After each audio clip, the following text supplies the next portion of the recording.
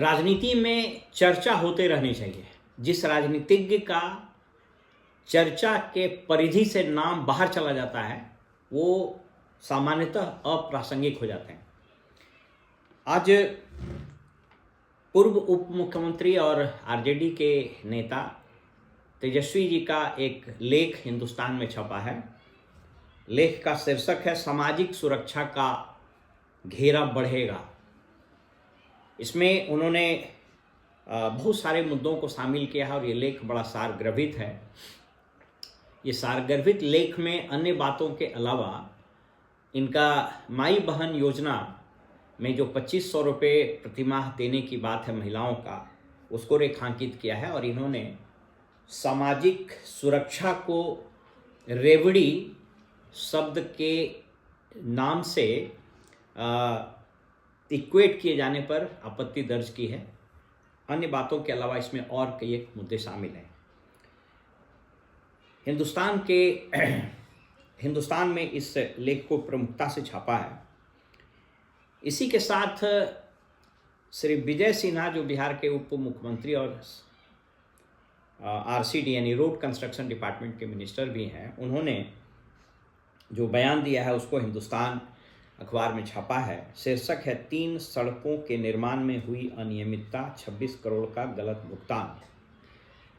और एक press conference आज जनता दल यूनाइटेड ने किया है, जिस उनके प्रमुख जो मुख्य प्रवक्ता हैं श्री नीरज कुमार एमएलसी, उनका ये बयान है। अब आपको लग रहा हो इन तीनों चीज़ को मैं एक साथ क्यों बता रहा हूँ, तीनों में एक रिलेशन समझिए।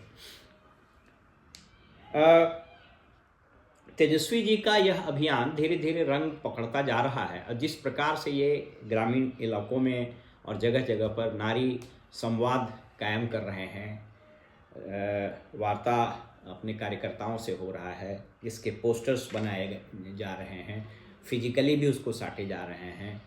आरजेडी के कार्यालय में भी आप देखिएगा कि प्रमुखता से पोस्टर सटे हुए हैं।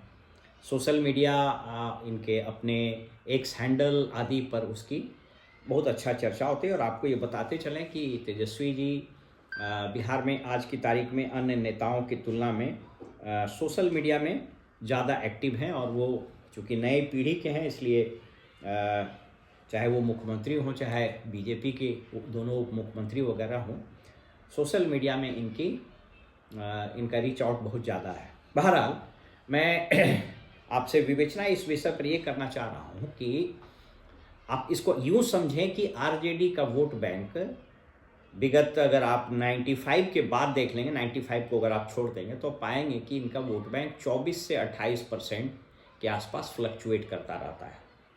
इस राज्य में सरकार बनाने के लिए आपको कम से कम 38-39% वोट चाहिए या 40 से ज़्यादा वोट चाहिए। अब यह वोट आकर इनका सिमट गया है। अगर मैंने एक बार विस्तृत बात भी की थी, अगर आप चुनावी आंकड़ों को उठा के देखिएगा तो सिर्फ एक बार 95 में उस वक्त जनता दल हुआ करता था, तो करीब 38% के आसपास, 37.38% के आसपास अगर मुझे ठीक से याद हो तो ये वोट आया था और लालू जी अपने बल पर सरकार बनाया। तो उसके बाद कभी भी इस दल को अपने दम पर बहुमत नहीं। हालांकि बात अलग है कि जदयू को भी कभी नहीं आया, न बीजेपी को आया। अब इस राज्य में लगभग करीब 7 करोड़ के आसपास महिलाएं हैं।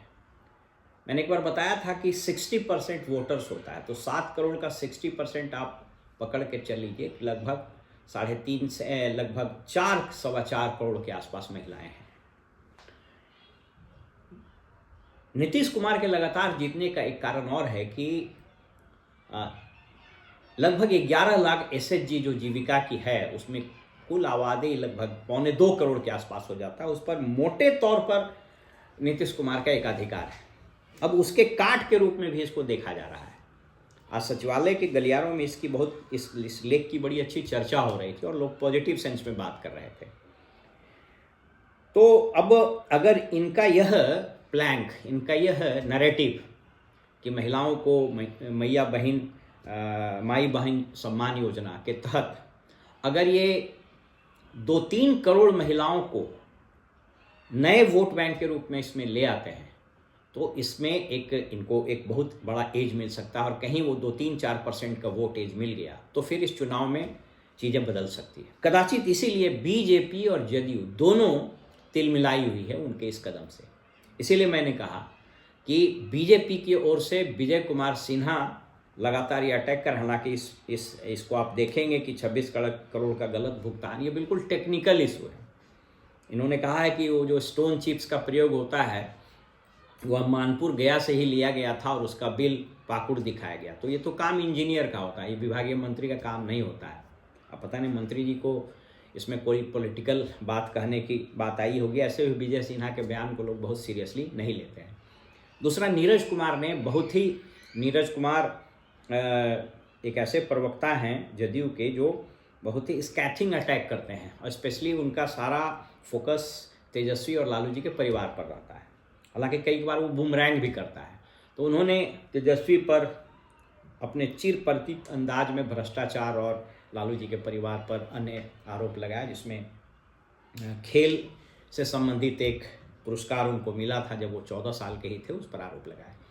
उस आरोप के विषय में मैं नहीं बात कर रहा हूँ, मैं बात ये कर रहा हूँ कि तेजस्वी के हाल के 2-3 महीनों में जो क्रियाकलाप हुए हैं, फील्ड में निकल करके काम करने और इस प्रस्तावित योजना को लोगों तक पहुंचाने की जो बात हो रही है, कार्यकर्ताओं से जो संवाद स्थापित कर रहे हैं, इसके कारण बीजेपी और जदयू में खलबली है।